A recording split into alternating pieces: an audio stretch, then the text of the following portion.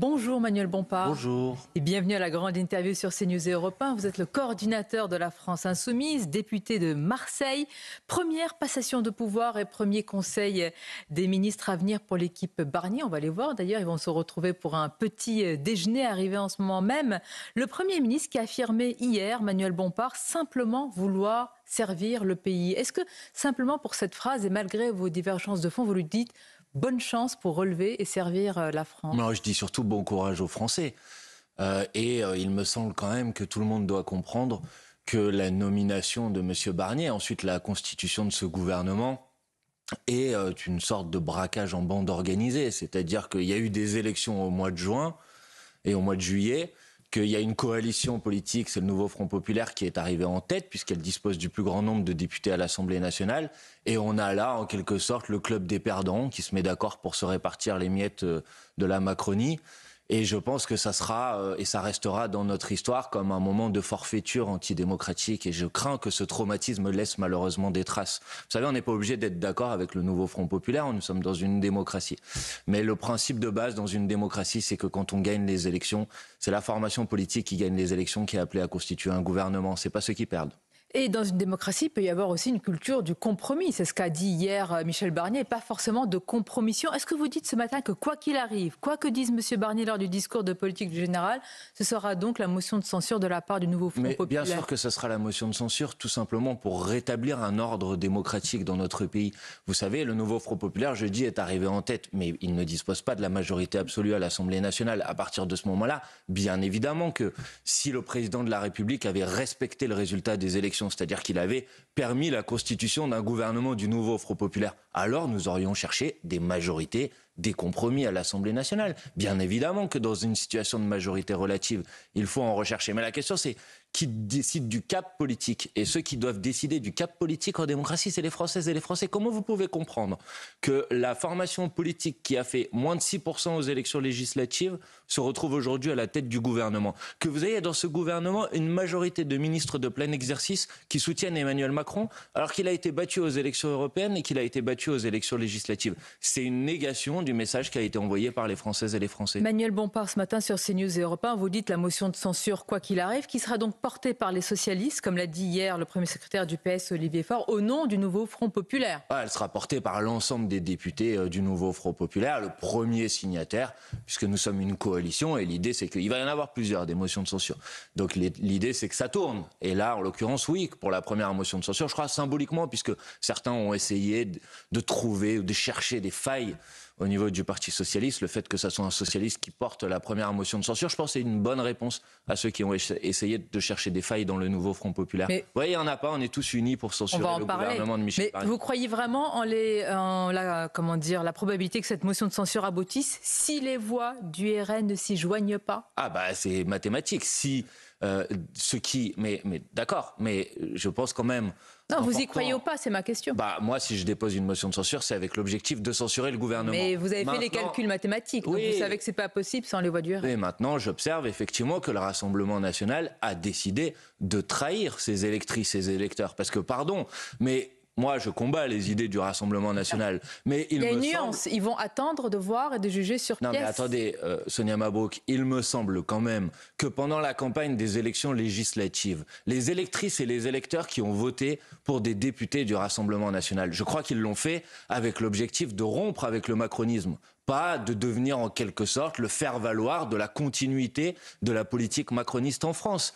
Et donc, eux aussi sont trahis. En vérité, tout le monde est trahi dans cette situation. Les électeurs du Nouveau Front Populaire sont trahis par le président de la République parce qu'ils ont voté pour une formation politique, qu'ils l'ont mise en tête et que ce n'est pas elle qui gouverne. Les électeurs du Rassemblement national sont trahis puisqu'ils ont voté pour une formation politique qui leur a dit on va rompre avec le macronisme et qui devient aujourd'hui la béquille de la poursuite du macronisme. Et les électrices et les électeurs qui, au deuxième tour des élections législatives, se sont mobilisés massivement pour empêcher l'extrême droite de s'emparer du pouvoir, parce qu'il s'est passé ça entre les deux tours de l'élection législative, sont trahis parce que c'est aujourd'hui le Rassemblement Rassemblement national qui a le droit de vie ou de mort. Et vous, vous êtes les seuls chevaliers blancs dans ce monde de traître. Je ne dis pas que je suis le chevalier blanc, je dis que les électrices et les électeurs du nouveau Front populaire ont été trahis. Oui, bien sûr, ils l'ont été.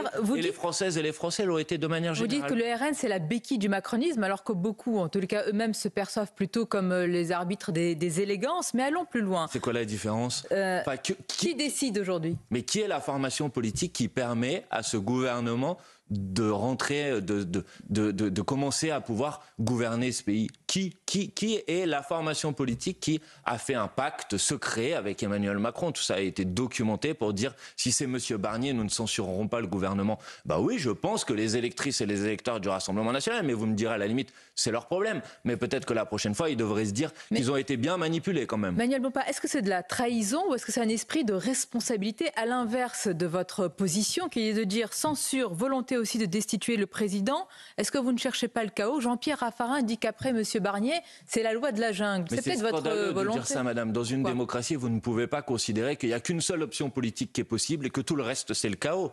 Un gouvernement conduit par Lucie Castet, comme nous en avions fait la proposition, qui cherche des majorités à l'Assemblée nationale pour augmenter le pouvoir d'achat, pour développer nos services publics, pour répondre aux problématiques des Françaises et des Français, c'est pas le chaos. Quant à la procédure de destitution du président de la République, c'est un article de la Constitution, madame, l'article 68 de la Constitution. Quand on décide d'utiliser un article de la Constitution, donc une procédure qui est prévue par le droit à la Constitution. On peut vouloir le chaos institutionnel, tout en respectant la Constitution. Madame, il faut faire attention avec cette logique, parce que si vous essayez d'expliquer aux gens qui utilisent les outils de la Constitution pour faire leur travail. C'est mon cas, je suis un député de l'opposition. J'ai pas été élu pour approuver la politique d'Emmanuel Macron. Je cherche à utiliser les moyens à ma disposition pour respecter la parole que j'ai donnée aux Françaises et aux Français. Si vous considérez désormais qu'utiliser les moyens de la Constitution, c'est faire preuve du chaos, alors il faudra dire aux gens qu'est-ce qu'ils doivent faire d'autre? Eh bien moi, je préfère que les gens se battent en utilisant les outils prévus par notre Constitution. C'est ce que je fais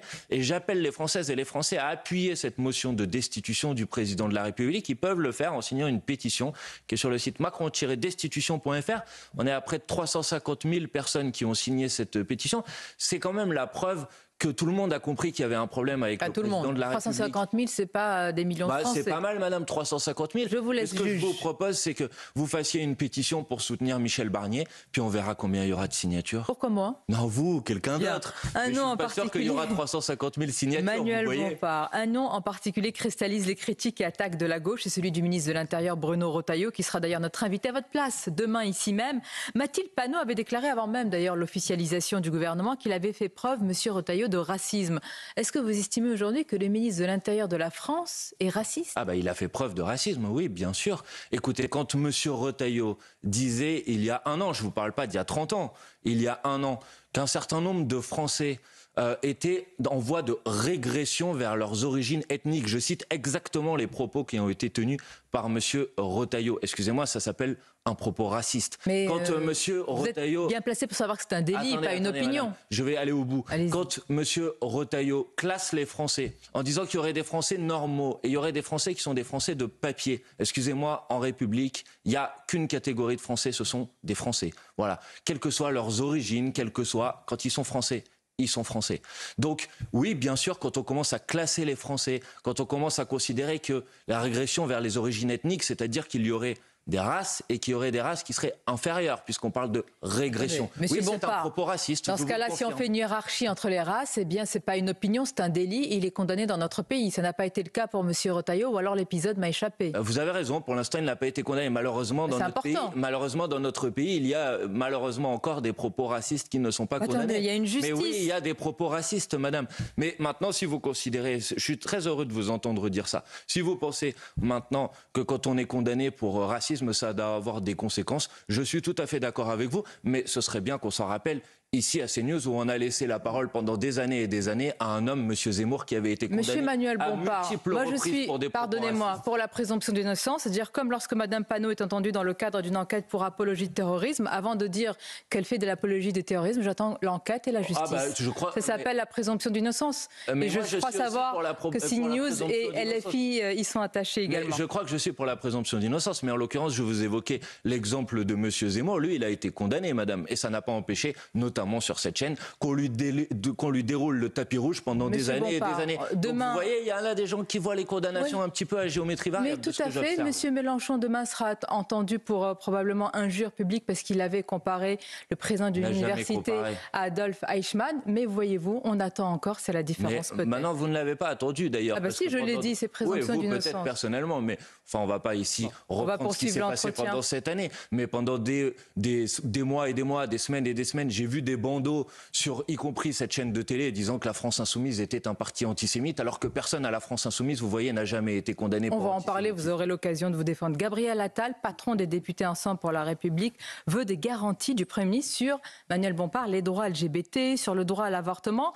Michel Barnier dit qu'il ne veut pas répondre à des polémiques et dit qu'il n'y a aucune ambiguïté. Il y a vraiment une inquiétude sur ces sujets? Bien sûr qu'il y a une ambiguïté ou des inquiétudes, puisque sont nommés au sein du gouvernement de M. Barnier des personnes qui ont eu des positions sur... on va dire la liberté, sur la lutte contre l'homophobie, sur la lutte pour l'égalité des droits, sur la lutte pour les droits des femmes, qui sont des positions incompréhensibles et insupportables. Je rappelle qu'il y a un certain nombre de ministres de ce gouvernement qui, il y a quelques mois, ont voté contre, par exemple, l'inscription du droit à l'IVG dans la Constitution. Pas pour autant qu'ils sont contre l'IVG. Alors pourquoi ne l'ont-ils pas permis de sanctuariser ce droit en l'inscrivant dans la Constitution? Parce qu'ils estiment peut-être qu'il n'y a pas de danger dans notre pays. Monsieur Barnier peut-être qu'ils estiment qu'il n'y a pas de danger dans notre pays sans pour être contre l'IVG, mais monsieur alors ça, Vous l'entendez ou pas cette nuance? Non, je ne l'entends pas parce que c'est un argument de mauvaise foi. Je vais vous dire pourquoi. Parce que par exemple, il y a d'autres pays en Europe dans lesquels le droit à l'IVG est remis en cause. Et j'observe que par exemple... Oui, d'autres. Oui, mais j'observe j'observe par exemple que les députés européens du Rassemblement national au Parlement européen, quand il y a des résolutions pour défendre le droit à l'IVG, ils votent contre. Donc ils peuvent dire en France, on ne le vote pas parce que c'est pas menacé, mais quand c'est menacé dans d'autres pays en Europe, alors dans ce cas-là, pourquoi ils votent pas pour, madame? Bruno Retailleau qui est attendu, Manuel Bompard aussi au sujet de l'immigration pour un contrôle plus ferme ou ferme tout court, et peut-être une nouvelle loi proposant la fin de l'automaticité du droit du sol pour les enfants d'étrangers nés en France, ou encore la conditionnalité des prestations sociales à une durée de résidence minimale. Ça, je précise, c'est ce que voulait monsieur Retailleau avant d'entrer au gouvernement. Il nous précisera demain quelle est sa ligne et son objectif. Il l'a dit avant, ce ne sera pas surprenant pour vous. Mais madame, ces dispositions-là, non seulement il l'a dit avant, mais il a essayé de les mettre en place et ça a été censuré par le Conseil constitutionnel, je dois vous le rappeler, au moment des débats sur la loi immigration. Donc ce sont des propositions qui sont des propositions contraires à notre Constitution. Donc je ne sais pas si M. Retailleau va s'entêter sur ce sujet, mais il est évident que s'il s'engage sur cette voie, il nous retrouvera sur sa route. Parce que effectivement, c'est inacceptable de continuer à défendre des mesures, notamment ce concept-là de préférence nationale, qui classe effectivement, encore une fois, les Français en fonction de leur origine et qui fait que certains auraient des droits particuliers que d'autres n'auraient pas. C'est contraire au principe d'égalité qui est au cœur de notre Constitution. Et pour contrôler davantage les flux migratoires, comme le fait le... Attends, je termine juste ma question. Le socialiste en Allemagne, Olaf Scholz, ou les sociodémocrates en Danemark, est-ce que c'est possible pour vous ou vous le rejetez également? C'est pas parce que des socialistes ailleurs en Europe font des erreurs et s'engagent sur une mauvaise voie que je dois la reprendre à mon compte. Vous savez, on pourra débattre, ça prendrait un petit peu de temps, sur la question de l'immigration si vous voulez. Ce que j'observe, c'est qu'on est en permanence chaque année avec des nouvelles propositions de loi et qu'à chaque fois on nous dit que ça n'a rien réglé. Donc peut-être qu'à un moment il faut se poser la question de savoir si la manière avec laquelle on traite du sujet est la bonne. Je ne le crois pas du tout. Et je rappelle que ce serait bien qu'on passe pas notre temps à pointer du doigt une partie des Français. Une personne sur 10 en France est un travailleur immigré. Et ben moi je vous dis, au lieu de les dénigrer en permanence, on devrait les remercier. Je voudrais conclure cette grande interview, Manuel Bompard, par deux questions. D'abord au Proche-Orient, avec ce qui se passe et le risque d'escalade entre Israël et le Hezbollah, après les opérations inédites autour des beepers ou des talkie-walkie. D'abord, juste une première précision. Est-ce que vous considérez le Hezbollah comme une organisation terroriste? Ce n'est pas la position de la France. La France ne considère pas le Hezbollah comme une organisation terroriste. Moi, je suis aligné avec la position de l'Union européenne estime que la branche militaire du Hezbollah est une organisation terroriste. Donc pas le Hezbollah en tant que tel. Mais est-ce que la branche militaire l'est? Mais ça, c'est la position de l'Union européenne. Mais est-ce que vous êtes d'accord sur cette ligne? Sonia Mabrouk, avant de parler de ça, si vous voulez bien, il s'est passé la semaine dernière des actes qui ont été salués par une partie des observateurs politiques en France qui me stupéfait. Des terroristes ont été visés. Mais madame, je vous rappelle qu'on a frappé de manière indistincte des personnes qui étaient équipées d'un beeper, ou je crois qu'on appelle ça un beeper, qui parfois avaient pu être posés sur une table dans un commerce. C'est-à-dire que ça a frappé des civils qui n'avaient aucune responsabilité. Je parle des personnalités visées. Madame, il faut déplorer évidemment s'il y a des personnes qui ont été touchées. Madame, ça s'appelle une violation du droit international. Monsieur Bompard, quand des terroristes sont visés, ça ne vous satisfait pas? Mais pas n'importe comment, non. Ça dépend. Là, on parle d'actes qui sont des actes de violation du droit international. Dans le droit international, on ne frappe pas des civils de manière indistincte. Et par ailleurs, ce sont des actes qui contribuent à une surenchère dans une région où il y a un danger immense. Et moi, je pense à nos compatriotes et à nos amis libanais, parce que le Liban est un ami de la France. Et je leur dis que nous nous tenons aux côtés du peuple libanais face à ces risques de surenchère et d'escalade qui sont particulièrement insupportables et particulièrement inacceptables. Parce qu'on peut venir sur les plateaux de télévision, faire ci, faire ça, etc. Mais je crois que personne n'a intérêt à l'embrasement généralisé d'une région dans laquelle il y a eu déjà beaucoup trop de souffrance et beaucoup trop de morts. Personne n'a intérêt à l'escalade, mais Michel Barnier, hier, le Premier ministre, a rappelé le droit d'Israël à se défendre. Il faut le sanctuariser. Vous pensez aussi à ce droit tout autant que vous pensez aux Libanais? Mais madame, d'abord, M. Barnier aurait pu avoir un mot pour les victimes civiles, la population gazaoui qui frappée depuis 1 an maintenant par des conditions qui sont des conditions atroces et qui fait dire à un certain nombre d'observateurs internationaux, et je reprends cette caractérisation à mon compte, qu'il y a aujourd'hui un génocide en cours à Gaza. Donc, M. Barnier aurait pu avoir un mot sur ce sujet. Quant au reste, oui, ma perspective politique, c'est la possibilité pour le peuple palestinien de pouvoir avoir droit à un État et la possibilité, bien évidemment, d'une cohabitation en sécurité pour l'État palestinien et pour l'État israélien. Mais on n'y arrivera, madame, qu'à la fin de l'opération israélienne à Gaza, que dans le respect du droit international, qu'avec la fin de la colonisation, parce que c'est seulement dans le respect du droit international qu'on arrivera à obtenir la paix dans cette région. Est-ce que dénoncer à juste raison, évidemment, les morts palestiniens vous empêche de dire qu'Israël a le droit de se défendre? Mais non, Israël n'a pas le droit de se défendre dans toutes circonstances et en faisant ce qu'il a envie. Parce que le droit de se défendre, ça n'existe pas dans le droit international, de manière à pouvoir frapper de manière indistincte des populations civiles, de tuer des femmes, des enfants. Une contribution dans la revue The Lancet estimait à peu près 200 000 victimes directes ou indirectes, le nombre de personnes qui sont mortes à Gaza. Donc peut-être que ça ne vous fait rien, mais moi personnellement ça me fait quelque chose. Monsieur Bompard, s'il vous plaît, je vous pose la question. Donc je vous ai dit, est-ce que condamner et dénoncer les civils palestiniens vous empêche de dire qu'un pays peut se défendre? Mais j'observe que M. Barnier a été incapable d'avoir ne serait-ce qu'un mot de compassion. Et je pense que la position de la France est une position qui nous fait honte sur la scène internationale, que la France devrait enfin dire à M. Netanyahou qu'il doit s'arrêter et créer les éléments d'un rapport de force par l'embargo sur les armes, par la reconnaissance de l'État de Palestine. Voilà ce que j'aurais attendu d'un gouvernement qui rétablit la parole de la France, une voix forte pour la paix. Comme nous en avons été longuement fiers, et malheureusement ce n'est plus le cas aujourd'hui. C'était votre grande interview sur CNews Europe 1. Je vous souhaite bonne journée, à bientôt. Merci.